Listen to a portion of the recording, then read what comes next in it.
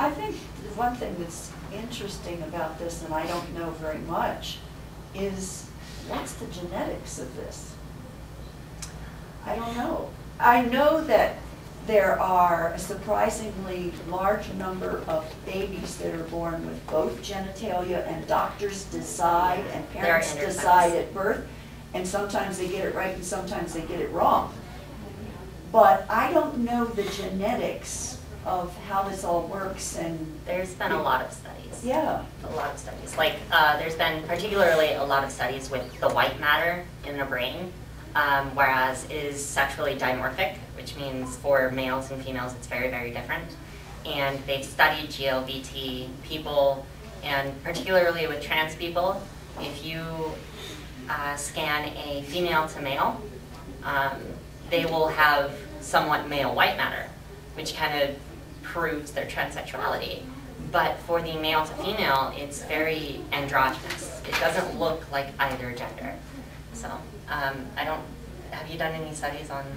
Well, the statistics prove out that genetics plays a part, but they can't tell you how much of a part it plays.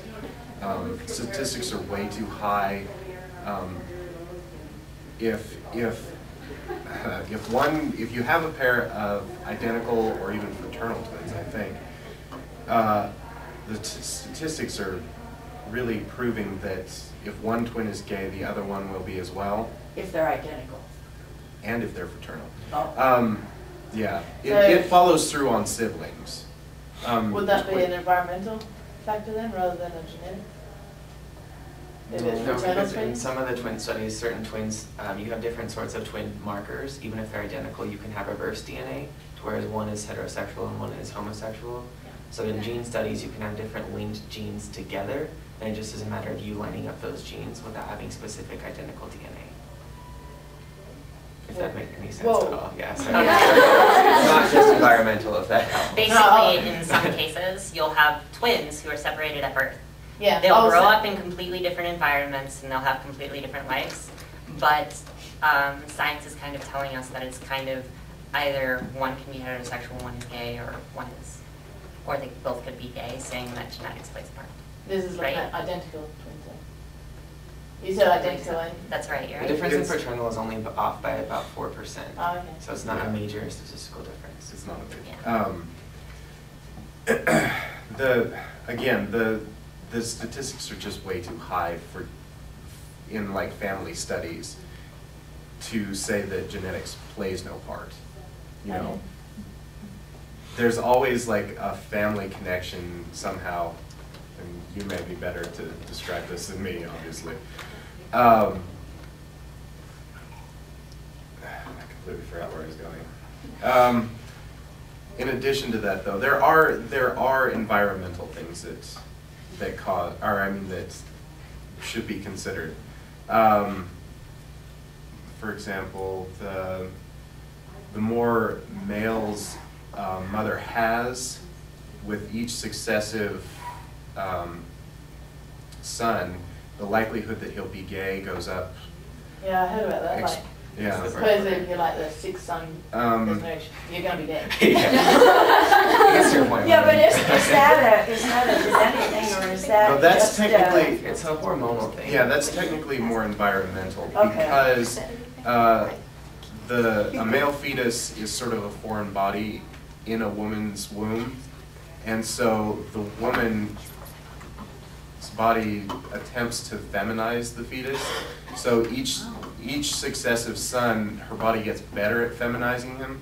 That's the theory, anyway. Is that where the hormones come in? Yeah, like the amount of testosterone a woman can give a son decreases the more sons she has, so it increases the more estrogen that the male fetus is affected with. It sounds a little like the similar principle with the RH factor, that the more children a woman has that has a different RH than she has, the greater risk there's.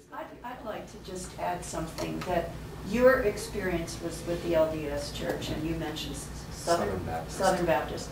But I went with St. Mary's.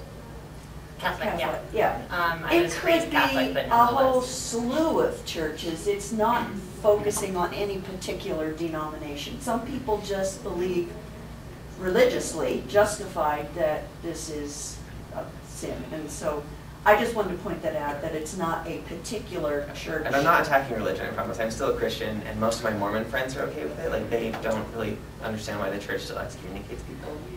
That's my little pitch. So, My parents were also Southern Baptists, but there was a lot of it that just didn't take with them. And like other religions are still against it too. Islam, Muslim, parts of Buddhism actually. Interesting. So it's not, you're right, it's not just one religion. It's yeah, a lot of religions across the board. yeah. I was really lucky. I ended up in a Unitarian Universalist church, which is like the best place to transition because they'll fight for your transition even. And we have a huge following of LGBT people in Unitarian Universalism. Is that because they believe that people should be who they are? Well, it's their very philosophy that they should just accept the individual, and by accepting the individual, they'll make more peace in the world, and people will communicate better, the world will become better. So, I think, I don't know if this is going to be offensive, but when you said, like, when your mum said to you, I don't, how do you know? I think that's kind of like a common question. It is. I mean, I know it does sound offensive, Yeah. but when I was 16, it offended me a lot more. Now I understand why people ask that. Like, Yeah. for my mom, I thought that shouldn't be a question because everyone else in my family was just like, oh yeah, we know. Yeah. Like, we've known forever. And like the closest person I've ever been to was my mom. And for her to ask, like, how do you know? And for her to not know, I sort of... Do you think she was actually, like, truly asking that, like, just really wanting to know? I think it was more of the shock of, like, when you actually come out to your parents, like, I knew that, like, she found out without me wanting to tell her, but when I told my dad, I knew there's going to be, like, this long process of them accepting it, like, with anything. Yeah. Like, with anything that changes their idea of you would have to be talked over. And so I think it was just sort of, like, the teenage anger with Yeah. the fact that I didn't want to tell her at that time. I was just wondering if anybody wants to know more about how does somebody transition? How do you go about that? Are there people that you go to who say, yeah, I know how to do this and I'll do it for you? Or yeah, basically, a lot of it is on the person that's transitioning. They have to be able to come out, they have to be able to do all of this social work where it's like you have to tell your parents, your family, your friends, everything. Because it's not like hiding a sexuality. It's like, this is who I am. I don't think I can hide this as a guy. I really don't think I can. So I had to come out to everyone. Huh? Did it all develop like that? Or did you get hormones? Actually still in the process of developing, but we'll get there. Okay, sorry. Sorry. So after coming out and everything, it requires a lot of support and stuff. You have to go to places, get information, things like that. There's online sites called Trans Bucket, which is basically a huge site of people who are willing to counsel and do surgery and prescribe hormones for trans people. are they medical people? Yes, they're all medical professionals. But past that, you have to go through a method called the Harry Benjamin method of standard of care, which is basically you have to have 3 months of therapy with a therapist or anything like that regarding your gender and pretty much everything else. Like, I don't know, I spent about 3 months.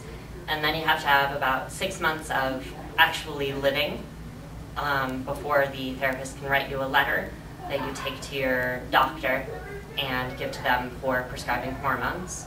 And then you have to go through blood tests, things like that, in order to make sure the hormones are going to affect you well. And after that, you're prescribed hormones, and you basically do hormones for about 2 years, 3 years before you can get your second letter, which talks about bottom surgery, which is basically the actual sexual reassignment surgery that inverts your penis, or it's actually really interesting. The female to male one actually uses skin from the arm to create the penile shaft. It's very, very painful. But you basically do all that, and then you go in for the surgery. It's very, very expensive. I am currently a pre-op transsexual, which means I haven't had the bottom surgery yet. and I'm on hormones, and I've been on hormones for I actually just hit 10 months. I'm really excited about that. But basically the way that hormones work is you take a blocker for the hormones that your body is naturally producing. You take a testosterone blocker in my case, and then you take estrogen and progesterone, which are two natural hormones in females that produce female secondary characteristics. And then it just basically goes just like a normal female puberty. Like, I am 10 months into a puberty that you guys already completed. That's basically the way this works. And I have to grow over 2 years and things like that. And I wish it would go faster. I really do. And then after all of that, we decide to do either breast augmentation if they didn't grow enough, or bottom surgery and electrolysis. Electrolysis is very important, getting rid of male characteristic facial hair.